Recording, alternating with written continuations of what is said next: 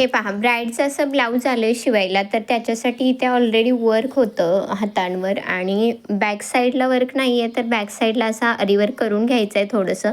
तर त्यासाठी इथे गोल गळा असा घेतलेला आहे, डीप गोल गळा असा घेतला आहे तिथे मार्क करून, आणि फ्रंट साईड अशी काहीशी होती, तर ते फ्रंट साईडमध्ये ॲडजस्ट करून जाईल.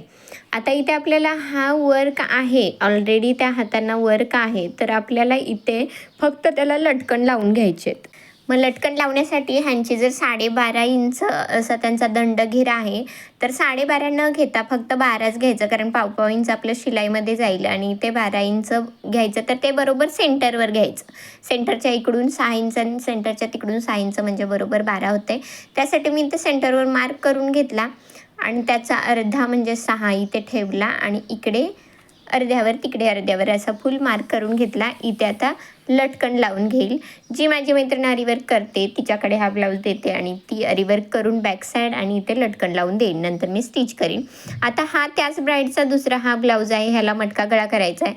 हा आपण अगोदर घडी घालून ड्रॉ करायचा आणि ओपन करून दुसरी बाजू त्याच्यावर स्ट्रेस करायची आणि हा असा मटका गळा शेपमध्ये करून घेतला. त्याचा स्लीव इथं ड्रॉ करून घेतला. स्लीवचं मार्जिन आपण टाकतो तेव्हा परफेक्ट जेवढं आपलं शिलाई मार्जिन जेवढं एक्स्ट्रा असतं तेवढं न टाकता जेवढं आपलं परफेक्ट मार्जिन असतं तेवढं टाकायचं असतं मार्किंगचं. व्हिडिओ आवडला असेल तर लाईक करा.